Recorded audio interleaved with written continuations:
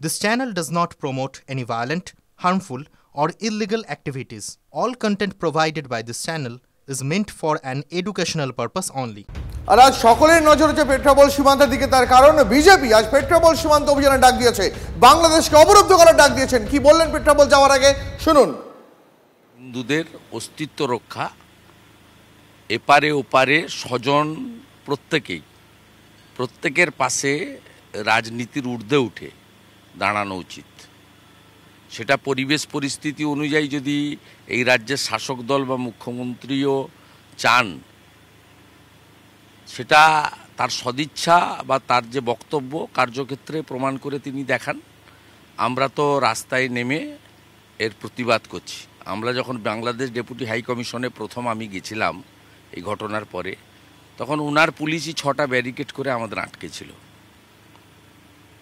উনি যখন বাংলাদেশে কোটা বিরোধী আন্দোলনের উপরে তদানীন্তন প্রধানমন্ত্রী হাসিনা ওয়াজেদ বা তার সরকার দমনপীড়ন চালাচ্ছিলেন, তখন তিনি আহ্বান করেছিলেন যারা আক্রান্ত হবেন আসুন, আমি তাদের শেল্টার দেব। তখন প্রধানমন্ত্রীর কথা, পররাষ্ট্র দপ্তরের কথা, পররাষ্ট্র নীতির কথা তার মনে ছিল না। এখন যখন হিন্দুরা আক্রান্ত হচ্ছেন এবং বাংলা জুড়ে কেন গোটা পৃথিবী জুড়ে বাঙালি হিন্দু এবং সনাতনীরা রাস্তায় কার্যত নেমে পড়েছেন, ব্যাপক জনরোষের তৈরি হয়েছে। উনার দলের হিন্দু সমর্থকদের মধ্যেও ব্যাপক জনরোষ তৈরি হয়েছে বলে আমার মনে হয়। তখন তিনি প্রধানমন্ত্রীকে দায়িত্ব নিতে বলছেন। দায়িত্বটা উনাকেও নিতে হবে।